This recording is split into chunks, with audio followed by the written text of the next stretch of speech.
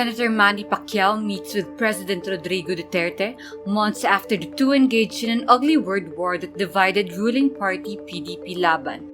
Pacquiao and Duterte, along with Senator Bongo, reportedly meet Wednesday night, November 10. According to the Pacquiao camp, the two discussed certain matters related to people's interests in Mindanao development. Both factions of the PDP Laban and Malacanang have yet to release more details on the meeting.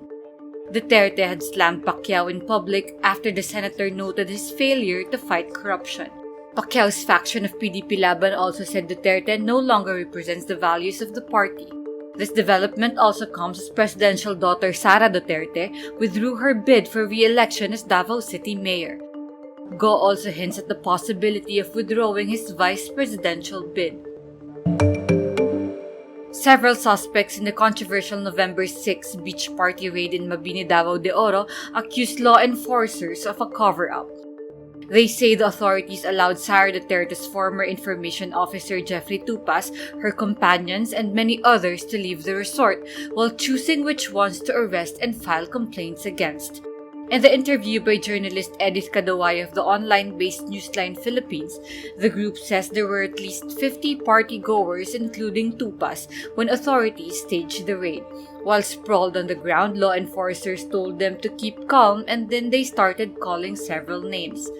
Tupas then approached the PDEA agents. The group overheard her telling them she's a staff of Sara Duterte and asking authorities what the arrest was about. Then the authorities took Tupas away and many others were allowed to leave the resort. The allegation was made the night after Tupas admitted to Rappler she attended the beach party but left for Davao City with her boyfriend and another companion about an hour before the PDEA-led raid. Sara Duterte on Tuesday said Tupas was fired from City Hall on Sunday, November 7. Need more context, clarity, and perspective? Get the full picture with Rappler Plus. With exclusive content and events, you'll get an opportunity to discuss issues with reporters, experts, and featured guests while helping Rappler continue its fearless journalism. Join now. If Vice President Leni Robredo becomes the next Philippine president, she says she will move to abolish President Duterte's notorious anti-insurgency task force. I think I already mentioned this in some of the previous interviews that there is really a duplication of many efforts, the duplication of the mandate,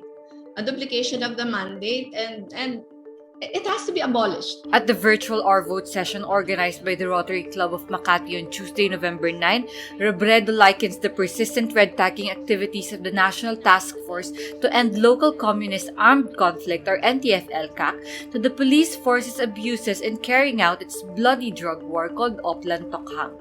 Ang pinakatakot ko dito is that magiging tokhang ulit ito. Magiging tokhang version 2 in the sense that the mandate given to the body will be abused, will be used to harass people. NTF-LCAC has long been under fire for constantly accusing government critics and other civilians of working with communist rebels.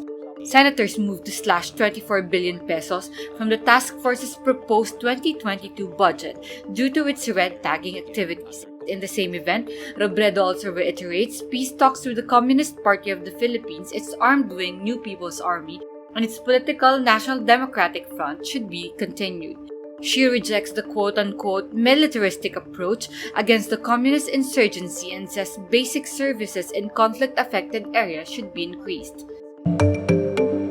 Lieutenant General Dionardo Carlos will replace General Guillermo Eleazar as Chief of the Philippine National Police. Malacanang confirms Carlos's appointment Wednesday, November 10, as Eleazar reaches his mandatory age of retirement. Carlos, the current chief of the PNP directorial staff, will formally replace Eleazar during the change of command ceremony this week. Eleazar served as the PNP chief for 6 months. Carlos is the 27th PNP chief and 7th under President Rodrigo Duterte. Carlos served as PNP spokesperson under then PNP chief Ronald Bato de la Rosa from August 2016 to January 2018. He will serve until his retirement on May 8, 2022. Golden State guard Stephen Curry's odds of winning the regular season Most Valuable Player award shoot up Tuesday, November 9. This comes after his 50-point, 10-assist performance in the Warriors' win over the Atlanta Hawks on Monday, 127-113. With the victory, the team improves to an NBA best 9-1 record in the season. The crowd chants MVP when Curry goes to the free throw line, where he scored a perfect 13 for 13. Warriors head coach Steve Kerr marvels at Curry's dazzling play. The three-time champion took home MVP honors in 2015 and 2016.